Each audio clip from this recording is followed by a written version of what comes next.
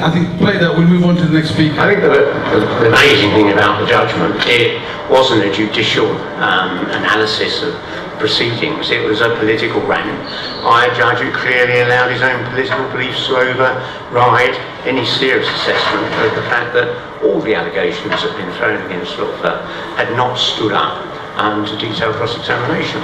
And the remarkable thing is all these allegations and smears were thrown at Lutfer at the last election. The community put them to one side and re-elected him. And I just find it bizarre that someone who's followed a good Labour agenda, he was the first council leader to introduce my policy of a living wage for his staff. I waited 4 years, couldn't persuade any other Labour council to do that. As soon as Lutfer became the leader of Town Hamlets, that was one of the first things he did.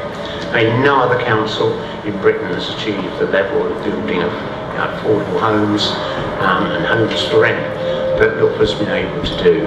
And in what is most probably the poorest area in southern England, a real programme of trying to help the very poorest in the community, which has, I think, been outstanding.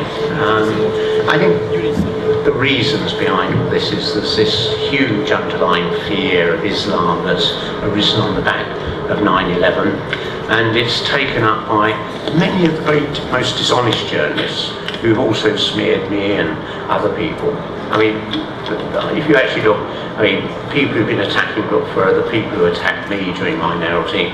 Martin Bright, who alleged I was an alcoholic in a Channel 4 documentary. Andrew Gilligan, who said I was we had 6 months of headlines in the Evening Standard in the run-up to the 2008 election saying I was at the centre of a network of corruption and cronyism. Exactly the same smears as against Lutfer. I referred all those to the Serious Fraud Office. 2 years later they said there wasn't any evidence to support a single one of those charges. But now Gilligan makes the same smears again. And this is what's wrong with our politics. It should be about the issues, it should be about who's building homes, who can improve education, who can actually look after the poor in the community. And increasingly our politics is all about smears and lies, usually coming from the same journalists who work for the Telegraph or Murdoch or the Daily Mail.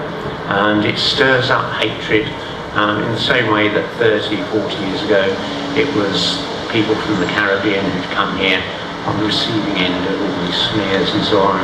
It was the Irish before that. Now it's the Bangladeshi community in Town Hamlets or the Pakistani communities in other areas. And I think it's very divisive and it's wrong.